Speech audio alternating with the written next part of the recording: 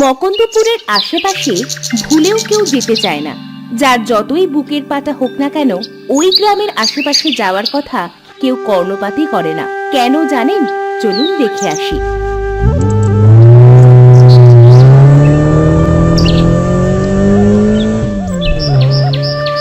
আমাদের এই গায়েতে সাহেব আর অনেক কিছু আছে।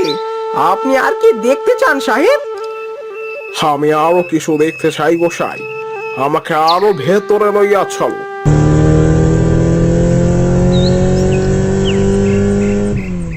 আচ্ছা, ওই গ্রামটা কেমন? ওখানে কজন লোক বাস করে? না না সাহেব, ও তল্লাটে কেউ যায়নি। ওখানে বড্ড ভয় আছে গো সাহেব। কেন? ওখানে কি আছে? আমাকে লইয়া চলো এক্ষুনি। ও গায়ের হাওয়া ভালো নি গো সাহেব। কামরূপ কামাখ্যার যেন প্রতিচ্ছবি, নাম মুকুন্দপুর। কামরূপ কামাখ্যা কি হ্যাঁ গোসাই? ভারতেই আছে। সেখানে সকলে জাদু টোনা করে, বিভিন্ন ভূত প্রেতের আনাগোনা। দিনের বেলাতেও কেউ যায়নি। ও গায়ের মানুষেরা নিজেদের মতোই থাকে সাহেব। কখনো গা ছেড়ে বের হয়নি ওই গোষ্ঠী। হা হা হা হা, তুমি বড্ড ভীতু আছো গোসাই। আজকাল ওসব ভূতের ভয় পায় নাকি কেউ? আমাকে ওখানে লইয়া চলো, না হলে কিন্তু তোমাকে গুলি করিয়া মারবো বলিলাম। সে সাহেব, আপনি মরলে আর ঠেকাবে কি? তবে আমি ওখানে যাবনি। ওখানে গেলে আরো ভয়ানক ভাবে মরতে হবে। আপনি একাই যান। বেশ বেশ, আমি একাই যাব। তুমি এক্ষুনি নামিয়া যাও আমার জিপ থেকে। গোসাই নেমে যাওয়ার পর সাহেব জিপ থেকে একাই গেল মকন্দপুরে। সাহেব গিয়ে দেখলো সেখানে কেউ নেই। গ্রামটাও বেশ পরিপাটি, অন্য সব গাঁয়ের মতোই।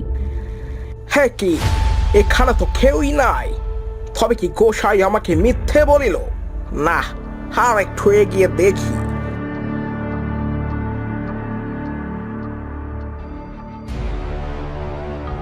ওই তো একজনকে দেখা যাচ্ছে, কিন্তু ওই বৃদ্ধ মহিলা এত লম্বা কেন? আর ওই গরুর রংটাও এমন সবুজ কেন? যাই তো সেখানে। কি হ্যাঁ বুড়ি, কে তুমি?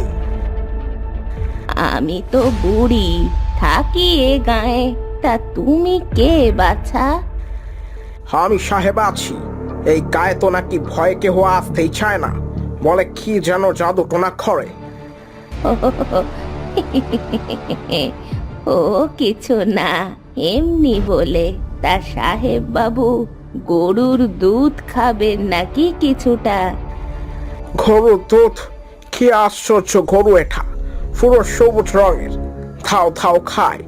সবাই এমনি এমনি গাছ সকলকে খারাপ বলে, এটা খুবই ভালো। বুড়ি ছোট একটা ঘটিতে করে এক ঘটি দুধ এগিয়ে দিল সাহেবের দিকে।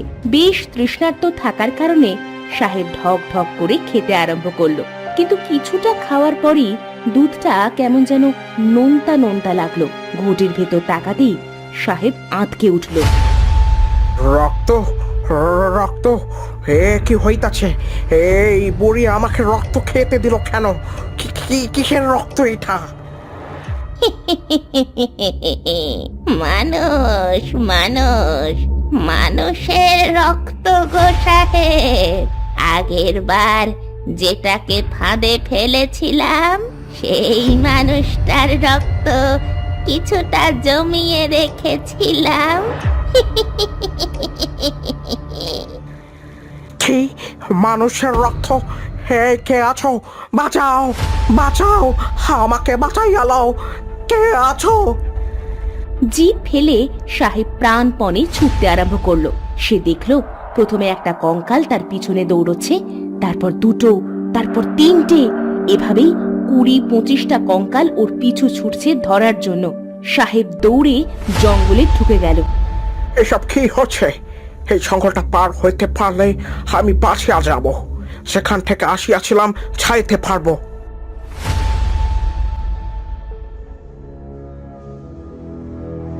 হে কি, আমি আবার এই গ্রামে ফেরত আসলাম কিভাবে? এখন কি হবে? আমি আবার এই গ্রামে ফেরত আসলাম কিভাবে? এ কি, এত মানুষ এরা কোথায় ছিল এত সময়? বাঁচাও, আমাকে বাঁচাও। এই গা হলো আমার, বুঝেছিস? মানুষের রক্ত মাংস দিয়ে আমি এই গায়ে সকলকে বাঁচিয়ে রেখেছি। এই সকলে ধর বেটাকে, আজ ওর মাংস দিয়েই আমি শয়তানকে তৃপ্ত করব।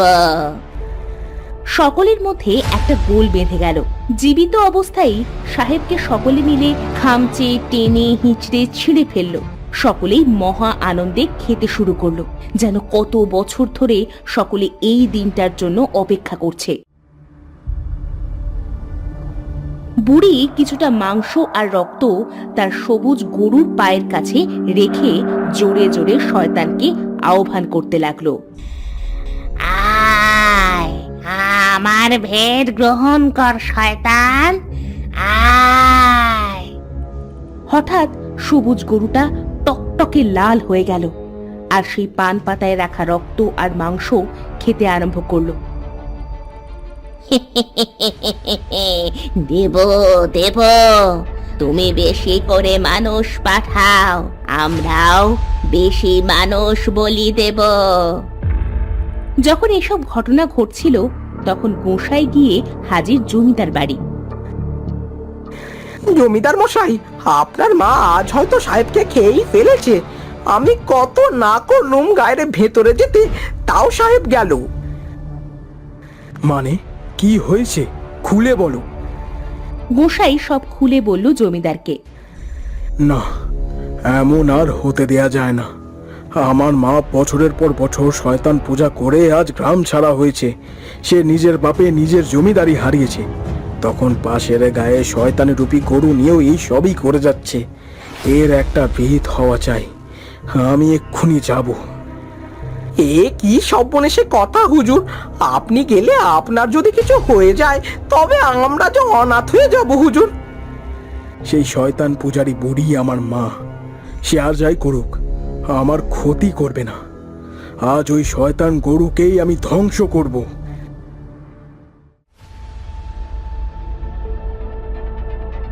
জমিদার গেল পাশের গায়ে।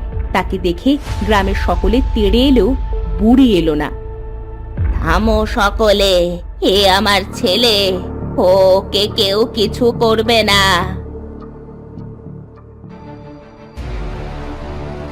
আর কত প্রাণ নেবে তুমি মা? আর কত মানুষ খেলে তোমার শান্তি হবে? অনেক মানুষ চাই বাবা, মোটে 200 মানুষ খেয়েছি। শয়তানকে আরো 10টা মানুষ খাওয়ালে সে আমায় অমর করে দেবে। তুই চাস না তোর মা অমর হোক? না, চাই না। অপরকে মেরে অমরত্ব পেয়েও লাভ কি মা? সারা জীবন বেঁচে থাকাও একটা শাস্তির মতোই। আজ এসব শেষ হোক মা। মানে কি বলতে চাস তুই? তুই আমার ছেলে, তাই তোকে আজ অব্দি কেউ কিছু বলেনি, কিন্তু বাড়াবাড়ি করলে তোকেও ছাড়বো না, এই বলে দিলাম। তোমার এসব কথায় আমি ভয় পাই না মা। আমি তোমার ওই শয়তানকে আজ মেরেই ফেলবো। না, ধর সবাই ওকে। আমার গরুর কাছে যেতে দিস না, ওটাই শয়তানের আমার কাছে আসার মাধ্যম। ধর ধর ওটাকে, আটকা, ওরে ওরে আটকা। সকলেই তেড়ে এলো জমিদারের দিকে, কিন্তু জমিদার তার কাছে থাকা তরোয়াল দিয়ে গরুর গলা নামিয়ে দিল।